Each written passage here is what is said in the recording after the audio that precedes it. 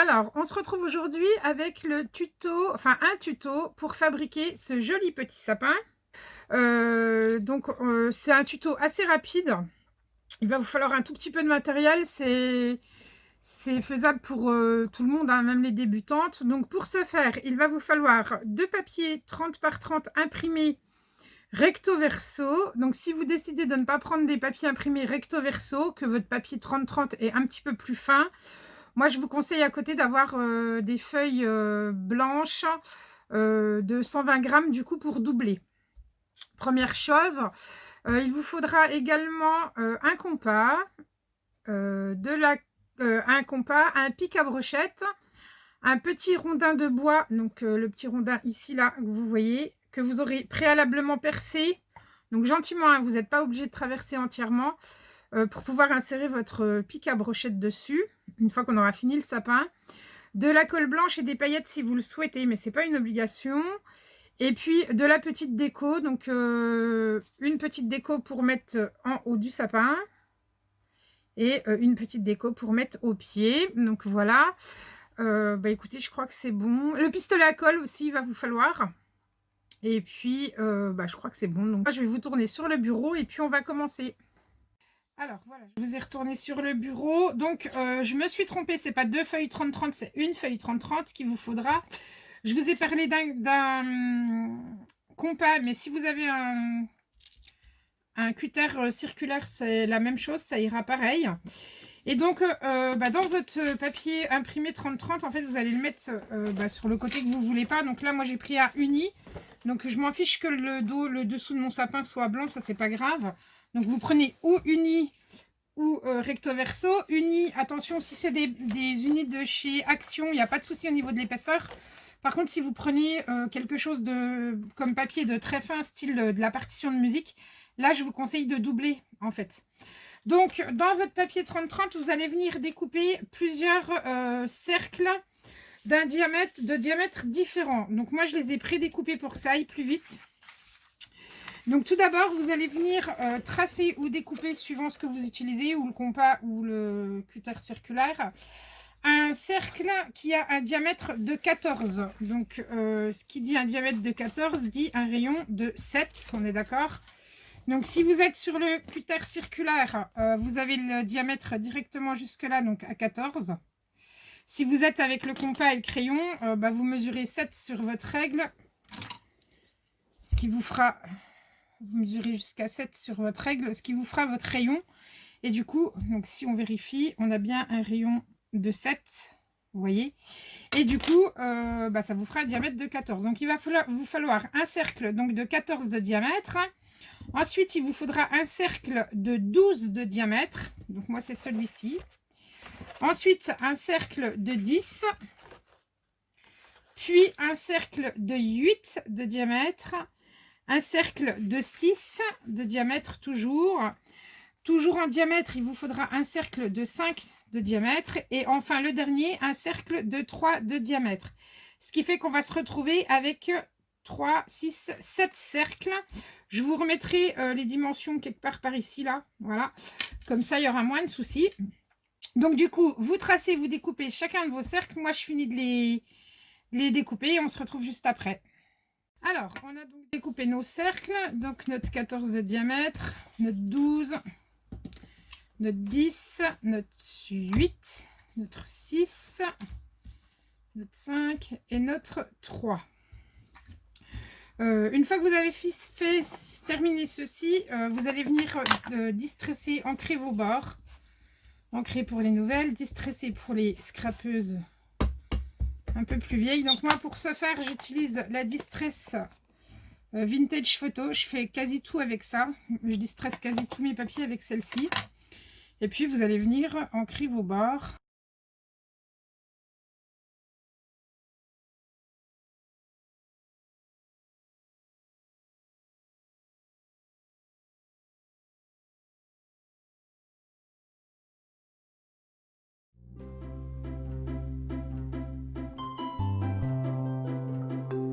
Voilà, donc on a fini de distresser nos bords. Maintenant, on va venir les plier. Donc en fait, il s'agit de faire le plus de plis possible. On va venir plier. Donc vous prenez au centre. vous faites un premier pli. Alors, vous vous aidez du plioir, mais vous faites attention de ne pas déchirer votre papier, parce que certains papiers auront tendance à se déchirer. Moi, je sais que ceux-là, c'est des... À force de les plier, en fait, ça peut se déchirer sur les rebords, mais pour ça, je vais vous donner une astuce. Donc, vous les pliez. Donc, on a plié au milieu. Après, on replie en deux. Je vais me mettre peut-être comme ça, ce sera plus simple pour vous. Donc, moi, je marque les plis à la main, en fait. Mais vous pouvez utiliser un plioir, mais je marque à la main parce que je ne voudrais pas trop les marquer tout de suite. Et là, vous venez plier encore en deux. Donc, le premier, donc, et après, on déplie. Donc, si on se rend compte, on a obtenu... Pour l'instant, on a obtenu un plat avalé, un plat avalé. Et moi, j'en ai 1, 2, 3, 4, 5, 6, 7, 8. J'ai obtenu 8 triangles en faisant ça. Maintenant, ce que je vais faire, c'est que je vais revenir plier. En fait, entre chaque triangle, je vais essayer de revenir plier une fois. D'accord? Donc là, je prends un triangle et je viens rabattre les bords pour refaire un pli supplémentaire. Donc là, vous pouvez vous aider gentiment du plioir. Là, on refait la même chose. On reprend un triangle et on rabat de nouveau les bords. Le but va être de faire le plus de plis possible. À plus vous allez faire de plis, à plus il sera joli. Donc là, on reprend. Donc là, on a une montée, une descente. Enfin, donc on vient se mettre et hop, on refait les plis. Et ce qu'il faut, c'est essayer de ne pas déplier en fait ce que vous venez de faire. Bien les laisser marquer. Bon, de toute façon, à un moment donné, vous allez être obligé, mais... Donc là, hop, on recommence. Donc moi, je marque toujours au doigt, mais je vous dis, hein, vous pouvez prendre un plioir si vous êtes plus à l'aise, pardon. Et là, pareil. Donc suivant le papier que vous allez employer, ça va être plus ou moins facile à faire. Parce qu'il y a des papiers qui se travaillent mieux que d'autres. Et vous allez voir, en fait, qu'en faisant ça, au centre ici, alors hop, je vais faire un... On a le trou du compas ou du cutter circulaire, la pointe qui s'est mise.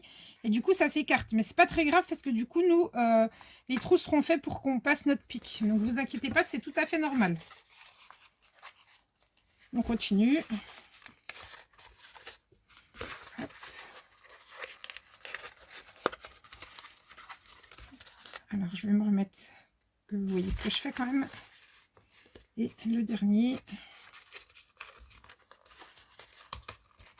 Vous essayez de vous mettre au centre, hein, si vous n'êtes pas centré, il n'y a pas mort d'homme, ne vous inquiétez pas.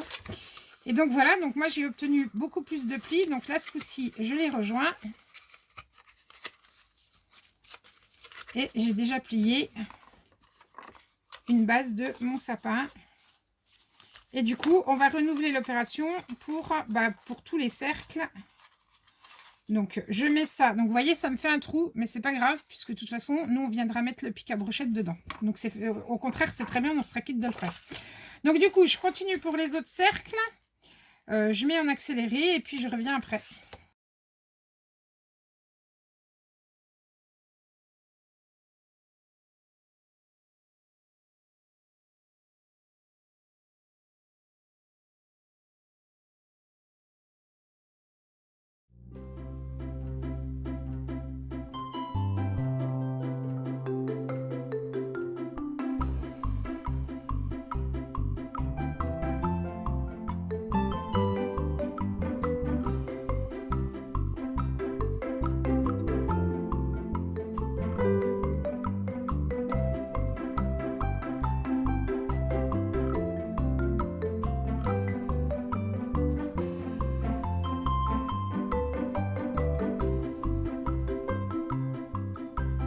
Alors voilà, je vais faire les deux derniers avec vous parce que vous allez voir qu'à force de plier, les grands ça va, mais les petits on va faire moins de plis, ce qui est logique.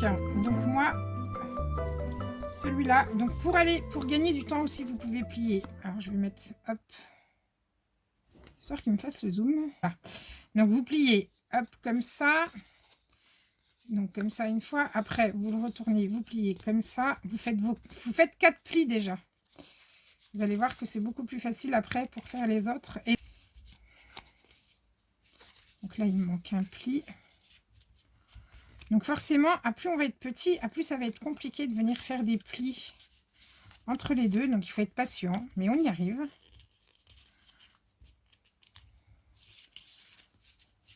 C'est pour ça que je vous dis qu'il faut faire attention donc aux papiers que vous utilisez. Évitez de prendre des papiers à relief aussi. Parce que du coup, si vous avez du relief, comme on peut trouver sur certains blocs, hein, style par exemple les blocs Action, évitez de prendre des papiers où il y a du relief, où il y a déjà des paillettes, parce que ça va être gênant. Donc vous voyez, donc là on a réussi à faire encore pas mal de plis. Oups. Donc du coup après vous le remettez, hop, je vais remettre net. Vous le remettez en forme comme vous pouvez.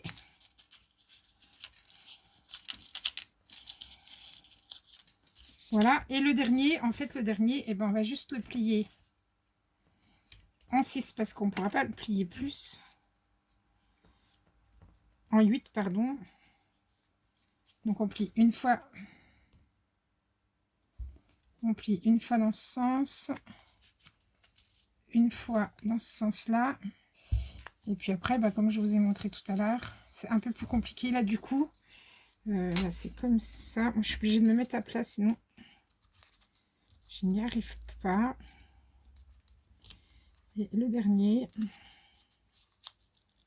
qui va être comme ça. Voilà, donc vous avez plié une fois, deux fois, trois fois, quatre fois. Donc vous obtenez 8 segments. Et puis là, en fait, vous les rapprochez simplement. Parce que vous ne pourrez pas faire beaucoup de plis. Et comme c'est le dernier, de toute façon, sur le haut. Et voilà, donc ça c'est notre petit bout. Alors après, ce qu'on va faire, c'est qu'on va, vous pouvez, si vous le souhaitez, distresser. Alors je vais prendre un plus grand. Vous pouvez, si vous le souhaitez, distresser toutes les arêtes. D'accord.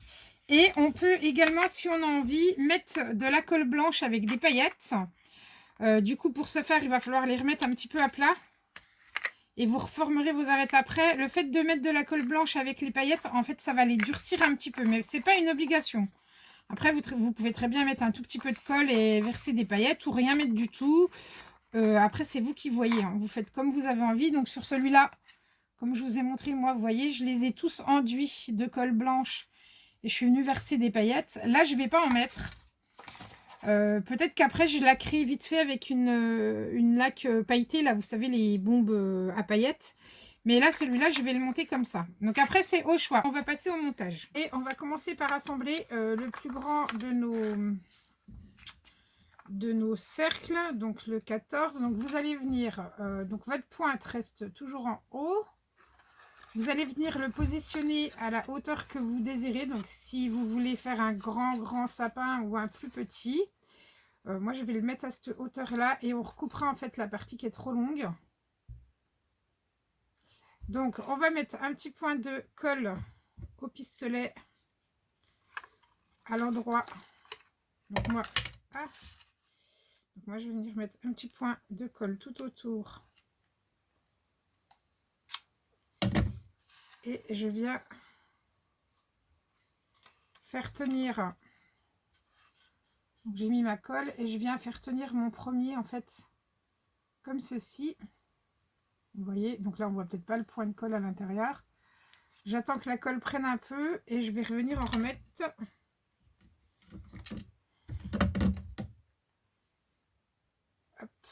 Donc j'espère que vous voyez bien. Donc voilà, je viens faire en sorte d'en remettre au fond. Donc on le positionne que ça soit à peu près droit. On attend que ça sèche. On va également mettre un petit point de colle ici tout autour. Ce qui va nous permettre de faire tenir en fait de façon à ce que notre cercle ne bouge plus. Et puis on va continuer donc toujours en gardant. Alors après vous le mettez en bas ou en haut, c'est comme vous préférez. Vous regardez la hauteur. Alors je vais me remettre comme ça. Vous regardez à peu près la hauteur où vous voulez positionner votre deuxième cercle. Donc, vous pouvez le faire toucher le premier si vous voulez que votre sapin ne soit pas trop haut, comme ceci. Ou alors, vous pouvez l'écarter un petit peu. Et puis, même principe, on va venir. Donc, moi, ce que je fais, c'est que je choisis l'écartement à laquelle je veux mettre mon deuxième cercle. Je viens mettre de la colle tout autour de mon bâton. Ce qui va permettre de faire tenir mon cercle afin qu'il ne tombe pas sur le premier qu'on a collé. Arrangez-vous pour disposer vos pliures en quinconce avant que la colle ne sèche, ne prenne trop. Donc voilà, comme ceci. Et puis vous continuez de monter votre sapin. Après, on viendra retravailler, bien entendu, les pliages. Donc moi, je remets un petit bout de colle ici pour le faire tenir. Hop. De toute façon, ça ne se verra pas puisque par-dessus, à chaque fois, on en remet un. Je mets le suivant. Donc du plus grand au plus petit. Vous regardez à peu près où vous voulez le positionner. Donc moi, ça va être comme ça. Un petit coup de colle. Pour le faire tenir toujours.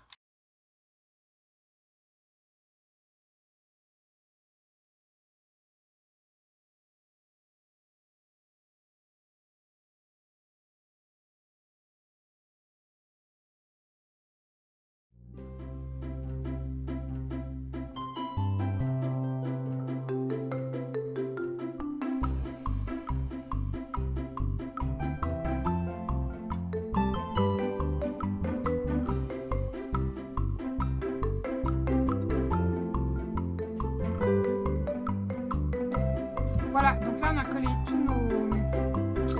nos cercles. Donc là, une fois que ça sera bien, que votre colle sera bien refroidie, ça sera super collé. Vous venez retravailler en fait, vous venez redonner une forme à votre sapin. Gentiment, hein. Vous pouvez les resserrer un petit peu. Ensuite, du coup, une fois qu'on a terminé ceci, on va venir couper... on va venir prendre notre petit rondin de bois qu'on a percé au centre. Et puis là, vous allez regarder la hauteur. Alors, je vais me mettre comme ça parce que sinon, vous n'allez pas voir. Je vais vous remonter un peu. Hop. Et puis là, vous allez venir mettre votre pied à la hauteur que vous voulez pour votre sapin. Donc, où vous voulez que votre base soit très grande. Donc, avoir un super grand sapin. Et voilà, un super grand sapin avec une super grande base.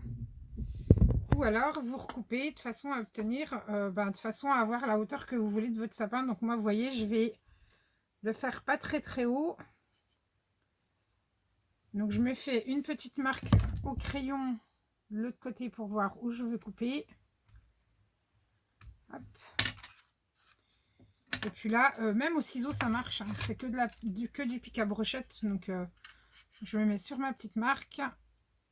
Hop, vous voyez, au ciseau, ça marche. Là, j'ai cliqué, je ne sais pas où, mais ça marche. Vous venez mettre un petit point de colle. Si jamais vous avez fait un trou un peu gros. Et vous venez mettre, vous choisissez le côté du rondin qui vous plaît le mieux. Et vous venez piquer votre pic à l'intérieur. En faisant en sorte que ça ne dépasse pas de l'autre bout. Je ne sais pas si vous voyez, mais moi ça ne dépasse pas. Il faut être bien à plat. Et du coup, votre sapin va tenir tout seul. Comme ceci. Et puis là, pour le haut, on va faire la même chose. On va venir tailler. Donc là, moi, je prends mon scalpel. Je coupe déjà la plus grande partie. Hop. Belle. Et puis, avec mon scalpel, qu'est-ce que j'en ai fait? Je dois en avoir un autre. Il est là. Avec mon scalpel ou un cutter, vous venez refaire une pointe, en fait, retailler une pointe. De façon à pouvoir coller ou votre perle ou votre déco que vous allez choisir à la cime. Moi, j'ai des petits cœurs comme ceci. Donc, je vais venir lui mettre un petit cœur. Ce que je fais, c'est que je pique préalablement avec ma pointe. Voilà. Et je viens l'enfiler gentiment.